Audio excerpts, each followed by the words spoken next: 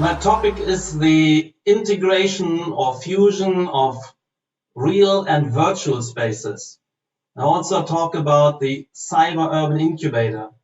The idea is that the network society, the collaboration, the co-location, which is driving the economy in the creative industries, is now happening virtually as much as real, but we also need to integrate virtual and real. And the same idea of framing communicative interaction through architectural spaces, world or regional, is coming into play. And we as architects, we're moving into the space of designing the web, which was the magazine and graphic designers domain up to now. So I will show some work. It's not yet the Cyber-Urban Incubator. It's actually the Urban Incubator. Spaces like this technology center here in Moscow, where we have deep spaces, strong intervisibility, dynamic interaction through mobile furniture, through kind of field conditions. And you see, we're going from the left to the right, from something rigid and fixed to something fluid and dynamic and open. And the next stage would be to infuse that with virtual interaction spaces, which are blended in, overlaid like this. But these kind of deep worlds, no walls. If anything, there are screens and rather than and thresholds and structure, which isn't separating, but is connecting structures. So you can see here as we move the camera through these spaces, there's a continuous open layered space, all about meeting, interaction, co-location.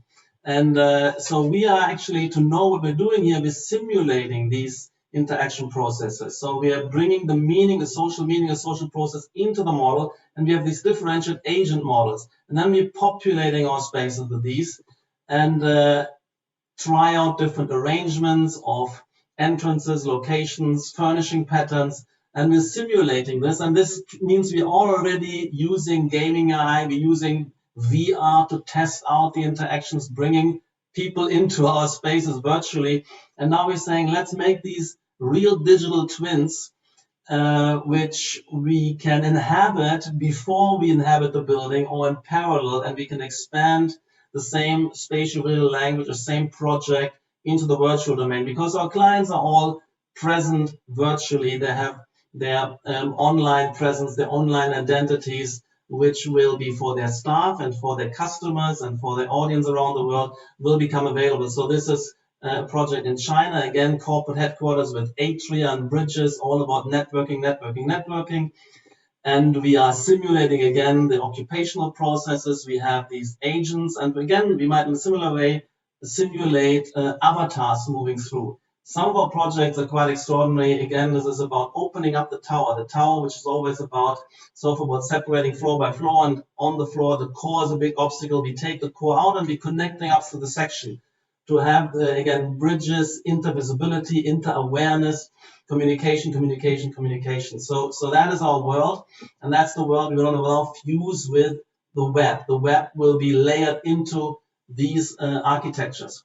So here we go, Oppo, for instance, big technology company, and the way we, again, having open fluid spaces, the way we populate this, have atriums across levels, intervisibility, interconnections is the theme, the big theme throughout.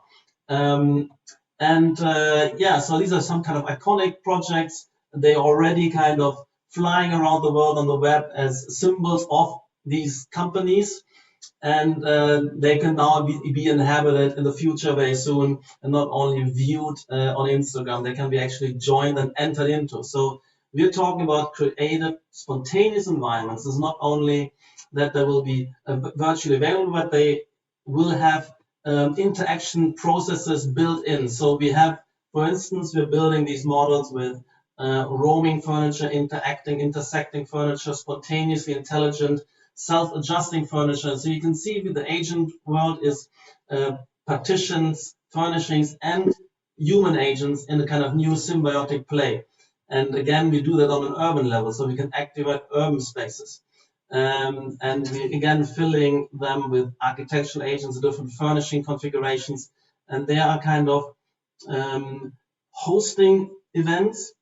They are hosting human interactors, and they're making social diagrams which continuously evolving and look through these learning robotic AI environments. And so on the larger scale, that's the way it appears. This can also spill out into urban environments, courtyards, roof terraces. The facade opens up, again, deep vistas, intervisibility, inter-awareness, but also, of course, a lot of screens and windows into virtual environments. And there's a character and identity, which is the corporate identity, which will be felt and experienced online, as well as when you then encounter such a space. So that's what we're envisioning. The same kind of design team will create urban as well as virtual interaction spaces. And you can see here the way we can see dynamic social processes being played out, the way the elements adjust, reconfigure, and the way any of these surfaces could be screens and windows into virtual participation worlds. Because what we're seeing is that we will have a lot of people working from home and joining in only virtually, while we also have co-location and interaction physically, face-to-face. And to blend these two is the project of the Cyber-Urban Incubator. So there is a number of these projects we've done in a research capacity. None of this is reality yet. This is the next 2 years where we're trying to implement this. So we're inspired by the vision of cyberspace. When the internet came out in the early 90s, these were the visions, that there should be an architect's project, not a graphic designer's project, not based on the analogy of the magazine, but on the analogy of the city. Now we're seeing Mark Zuckerberg, Facebook, a lot of other technology companies going into the VR space, going into the AR, augmented reality space, and generating and building the technology to make this happen. And now we are designers who will give form to this kind of content and shape the aesthetics and organization of these new interaction spaces. And we have already worlds like Somnium Space or Decentraland, so-called metaverses, where we're moving from a pure fun kind of gaming environment into an environment where we actually conduct business, where we set up, of course, also entertainment events, but also real estate, inverted commas, where designers coming in and building gallery spaces, corporate spaces, retail spaces for online retail, but also where we can fit ourselves out with our kind of a new virtual wardrobe for our avatar existence. So we will have all a second life inside these metaverses, and there's already a lot of events happening. There's building openings, gallery openings, fashion shows, art shows, etc., conferencing, and we have trade fairs. So I'm looking at this market right now, and you see a lot of people offering architectures for virtual events. At the moment, it's still very underdeveloped. A lot of these look like candy stores and toy towns.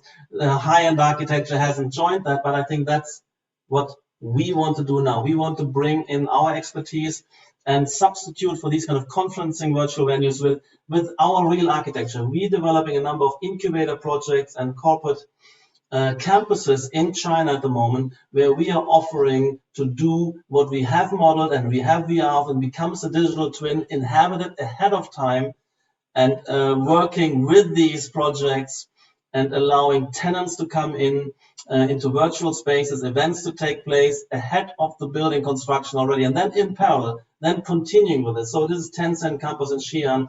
You see the deep vistas, the layeredness, all the transparent surfaces becoming screens. The way this become a world fusing real and virtual, that's the pitch here for the Cyber-Urban Incubator.